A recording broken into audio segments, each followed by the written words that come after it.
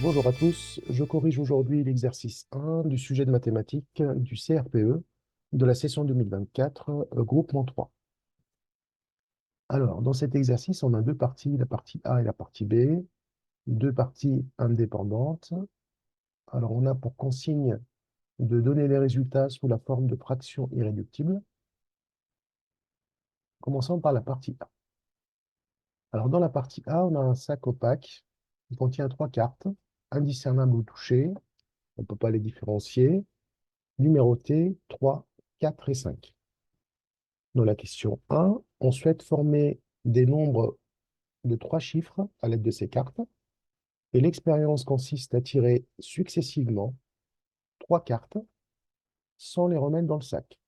Donc on a un tirage sans remise après chaque tirage. Donc on tire, on regarde la carte et on continue. Le chiffre des centaines correspond à la première carte tirée, le chiffre des dizaines la deuxième et le chiffre des unités à la dernière. Petit a, énoncer tous les résultats possibles lorsque l'on réalise cette expérience. Alors, c'est parti. Donc, je vais répondre à cette question ici. Alors, nous avons donc le premier tirage va me donner le chiffre des centaines. Le deuxième tirage, on a le chiffre des dizaines. Et le troisième tirage, ça nous donne le chiffre des unités. Et il s'agit d'un tirage donc sans remise. Donc, on est dans un tirage sans remise. Alors, donc, premier cas, donc maintenant, on va réfléchir, c'est du dénombrement. Le premier cas, on va supposer qu'on tombe sur la carte 3. Eh bien, si on tombe sur la carte 3, il va me rester dans l'urne, dans le sac, les deux cartes 4 et 5. Donc, je peux tirer ensuite 4 et la dernière carte, ça sera 5. Sinon, je peux avoir 3, donc celle-là, on l'a déjà tirée. Je peux avoir 5 comme deuxième carte et 4 comme dernière carte. Donc, on a deux possibilités. Si je tombe sur la carte 3, donc 345, bien 354. Maintenant, je peux tomber sur la carte 4. Donc, il va me rester 3 et 5, puisque la carte, je l'ai tirée. Donc, je peux avoir 435, ou bien le 5 en premier. Donc, j'aurai 453. Et enfin, vous avez compris le principe. Maintenant, si je tire 5 en premier, il va me rester 4 et 3. Donc, je peux tirer 4 en deuxième temps, et puis 3 à la fin, ou bien 3, 4, et donc en tout, je vais avoir tous ces cas-là. Donc au total, on a 1, 2, 3, 4, 5, 6 possibilités au total.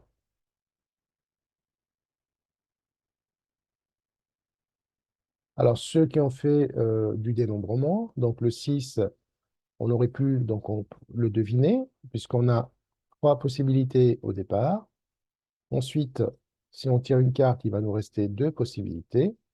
Et enfin, il va nous rester une à la fin. Donc 3 fois 2 fois 1, c'est ce qu'on appelle factoriel 3, qui nous donne 6 possibilités. Donc ça, c'est pour les personnes qui veulent comprendre comment on trouve le résultat au départ. Donc cette façon de dénombrer, c'est dans le cas d'un tirage sans remise. Hein, on voit bien qu'on est parti de 3 possibilités. Et à chaque fois, on enlève une possibilité, puisqu'il y en a une qui est déterminée. Donc on a répondu à la question petit a. Alors maintenant, question B. Quelle est la probabilité d'obtenir un nombre pair? Donc, on cherche la probabilité de tomber sur un nombre pair. Eh bien, un nombre pair, on aura donc le chiffre des unités, un chiffre pair. Donc, forcément, j'ai 4 ici et que 4, puisqu'on n'a que 4 comme chiffre pair. Donc, on a deux possibilités. Donc, on est dans un cas d'équiprobabilité ici. Donc, on aura le nombre de cas favorables, c'est 2. D'accord? Divisé par, donc je vais peut-être écrire la formule au moins une fois. Donc on applique la formule classique, c'est le nombre de cas favorables divisé par le nombre de cas, le nombre total de cas. le nombre total, le- au nombre total ou nombre de cas possibles. Voilà. Ici, le nombre de cas favorables, j'en ai deux, hein. Donc deux nombres pairs, 354 et 534. Donc j'en ai deux sur un total de 6. Et donc on nous a demandé de rendre le résultat sous la forme d'une fraction irréductible. On peut donc réduire cette fraction en divisant par 2, pardon, le numérateur et le dénominateur. Passons à la question B, la question C, pardon. Quelle est maintenant la probabilité de ne pas obtenir un multiple de 5? Alors, ne pas obtenir un multiple de 5, c'est donc, ne pas obtenir un multiple de 5. Donc, c'est tout sauf un multiple de 5. Alors, on peut passer par l'événement contraire, c'est-à-dire un moins le contraire de cet événement-là, qui est un moins la probabilité. Donc, du coup, le contraire, c'est obtenir un multiple de 5. Alors, nombre de cas favorables, donc on en a deux, hein. Multiple de 5, le chiffre des unités, c'est 5 ou 0. Donc ici, je n'ai que 2. Bah, je n'ai qu'une seule possibilité, c'est-à-dire avoir le chiffre 5. Et donc, j'ai deux possibilités, 345 ou bien 435. Donc, du coup, j'ai deux possibilités sur 6. Donc, ça nous fait un moins 2 sixièmes. Donc, ce qui nous fait 6 sixièmes moins 2 sixièmes, ce qui va me donner 4 sixièmes. Et donc, bien sûr, après simplification, 2 tiers.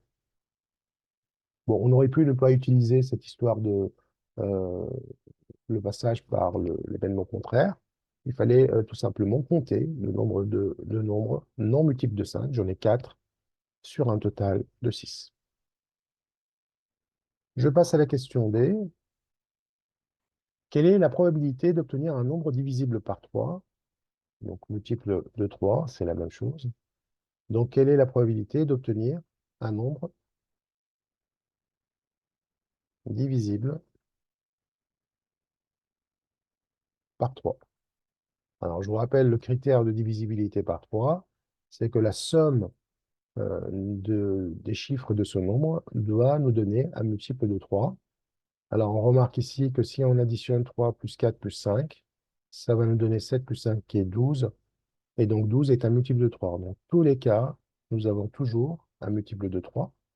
Donc, on va avoir une probabilité égale à 1, puisqu'on a 6 possibilités sur 6, ce qui nous donne une probabilité de 1. Correspond à la probabilité de l'univers, la réalisation de l'univers. On passe à la question 2. Alors maintenant, on souhaite désormais former un nombre à deux chiffres. Donc, on tire au hasard une première carte. La première carte nous donne le chiffre des dizaines. On remet cette carte dans le sac. Donc là, maintenant, on est dans un tirage avec remise. Donc ici, nous sommes dans un tirage avec remise.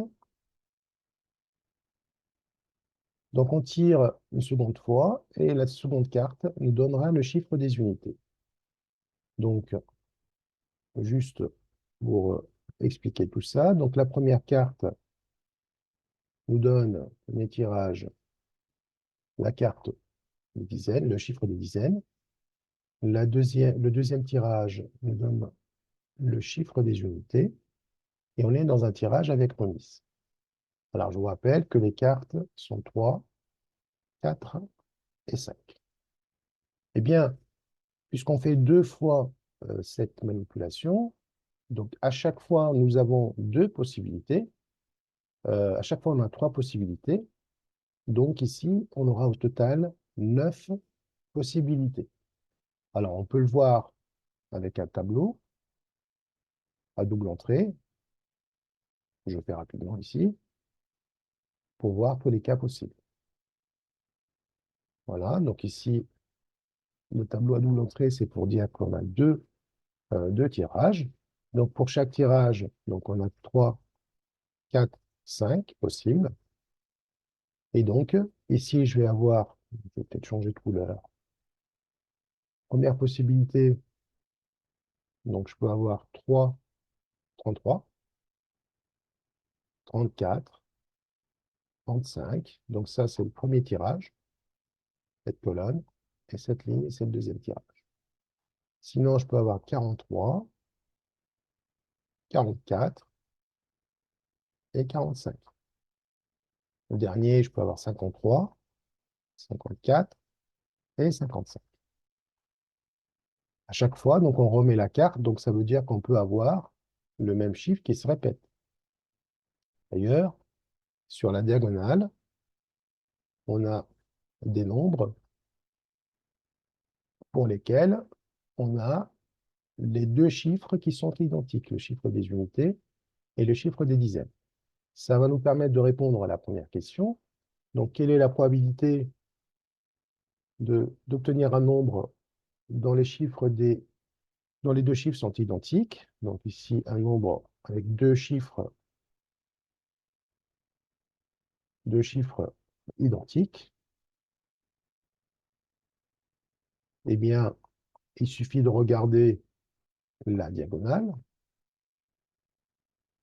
Et donc, sur la diagonale, on a trois possibilités, 33, 44 ou 55. Nous sommes toujours avec une expérience aléatoire et tous les cas ont tous la même chance de se réaliser. Donc, c'est un cas d'équilibre de probabilité. Donc, on applique la formule nombre de cas favorables sur le nombre de cas total. Nous avons trois cas favorables sur un total de 9 possibilités. D'accord? Puisque c'est 3 fois 3 qui nous donne 3 au carré égale 9. Donc 3 neuvièmes, on peut simplifier. Donc 3 neuvièmes, ce qui nous fait une probabilité de 1 tiers. Deuxième question, quelle est la probabilité d'obtenir un multiple de 9?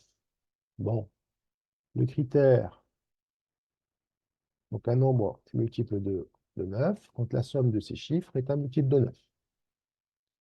Eh bien, on va regarder quelles sont les possibilités où on a un multiple de 9. Bah ici, c'est 6, 7, 8, 7, 8, 9. J'en ai un ici, donc 45. Et j'aurai bien sûr 54. Et tous les autres cas, ça n'est pas possible. Donc, nous allons avoir deux cas favorables sur 9. Et donc, la probabilité de tomber sur un multiple de 9 est de 2 neuvièmes. Passons à la question C. Alors, la question C est la probabilité d'obtenir un nombre inférieur ou égal à 40. Donc, je souhaite avoir un nombre, donc obtenir un nombre inférieur ou égal à 40. Bon, bah, qu'est-ce qu'on va faire? On va tout simplement entourer les nombres, ou bien barrer les nombres qui sont supérieurs à 40, hein, ça va aussi vite. Hein. Donc celui-là, je le considère 55, c'est pas bon, 54 non plus, 53, 43, et il va me rester trois possibilités, 33, 34, 35. Donc j'ai trois possibilités sur un total de 9. Donc j'ai une chance sur 3 de tomber sur un nombre inférieur ou égal à 40. Ça veut dire un tiers. Voilà pour cette question 2 de la partie A. Passons maintenant à la partie B. Alors dans la partie B, on a un sac opaque, voilà, donc la même chose, qui contient maintenant des boules bleues, rouges et des boules jaunes, indiscernables au toucher. Donc on a donc, trois catégories, trois couleurs. Donc on a des bleus, ensuite des rouges et des jaunes. Voilà. Toutes indiscernables au toucher. Il y a deux fois moins de boules jaunes que de boules rouges. OK, on va souligner, c'est important. Et on sait que la proportion des boules rouges est de 1/4. Alors, première question, quelle est la probabilité Alors, je vais aussi souligner cette information. Proportion des rouges est un quart. Égal à un quart. Première question, quelle est la probabilité que la boule tirée soit de couleur jaune? OK. Alors, on sait que la proportion des rouges est égale à un tiers. Donc, ça veut dire que la probabilité de tomber sur une rouge, donc R, c'est l'événement de tomber sur une rouge, est égale à cette proportion-là, puisqu'on a une proportion d'un quart, donc on aura une possibilité sur 4 au total, donc une probabilité d'un quart. Donc encore une fois, on utilise toujours la même forme, la même formule, le nombre de cas favorables sur le nombre de cas total. Et ici, on aura une chance sur 4, donc un quart, comme probabilité pour tomber sur un ange. Mais on sait également qu'il y a 2 fois moins de rouge que de 2 fois moins de jaune que de rouge. Donc, ça veut dire qu'on aura 2 fois moins de chances de tomber sur une jaune. Autrement dit, la probabilité de tomber sur une jaune est égale à un quart divisé par 2. Et ça, c'est la même chose que donc, diviser un quart par 2, ça veut dire multiplier par l'inverse de 2. Donc, j'aurai une probabilité de 1/8 pour tomber sur une jaune. Voilà pour la réponse à la question 1. Alors maintenant, quelle est la probabilité que la boule tirée soit de couleur bleue? Alors, donc, on sait que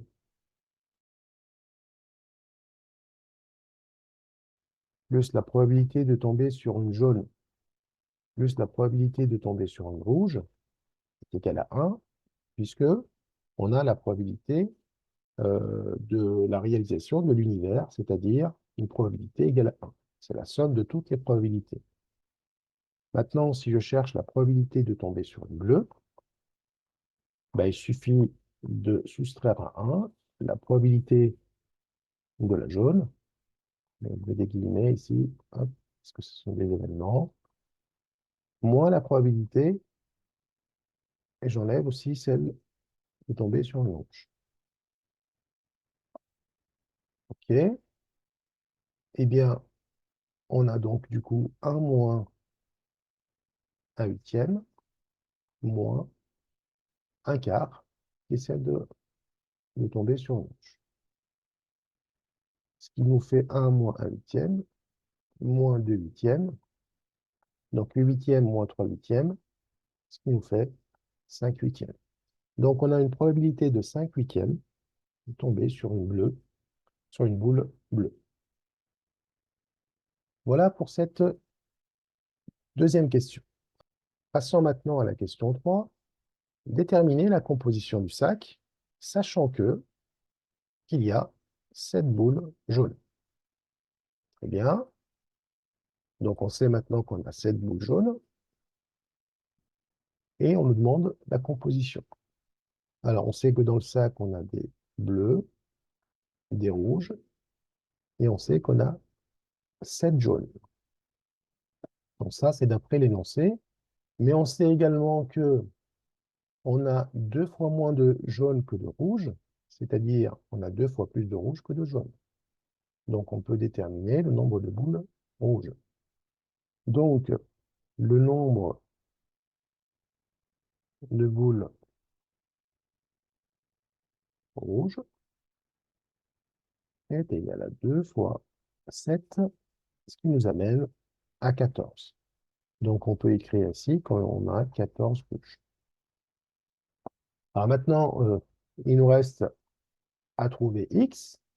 X, on va l'appeler, donc x, c'est le nombre de boules bleues. On ne connaît pas encore. Alors qu'est-ce qu'on sait? Également, on sait que la probabilité de tomber sur une rouge est de un quart, puisqu'on a une proportion de un quart. C'est aussi la proportion, ça a été donné. Donc la proportion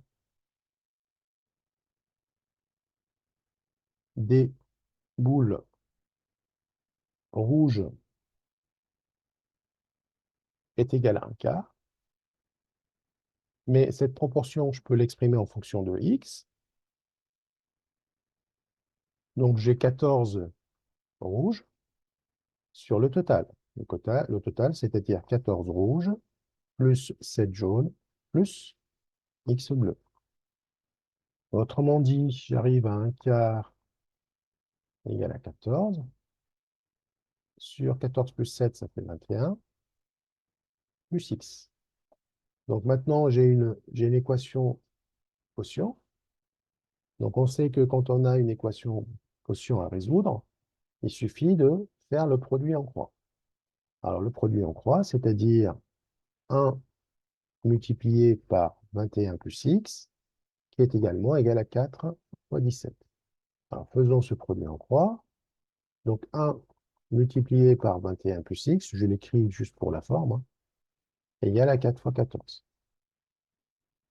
Autrement dit, 21 plus x égale à 4 fois 14. 4 fois 10, ça fait 40, plus 16 égale à 56. Donc, x sera égal à 56 moins 21, ce qui nous donne 35. Donc, on a 35 boules bleues. Alors, on va peut-être vérifier qu'on ne s'est pas trompé. Alors, pour le vérifier, je vais recalculer la probabilité de tomber sur une boule bleue. Donc ça, c'est juste pour la vérification. Faites sur un petit coin de feuille. Donc la probabilité de tomber sur une bleue, bah, ça sera donc le nombre de bleus, 35, sur le total, 35, plus 14, plus 7. Et on est censé trouver 5 huitièmes, après simplification. Alors 35 plus 14 plus 7, on fait ce calcul. Donc ce qui nous donne donc 5, 4, 9, 16. Donc on obtient 56.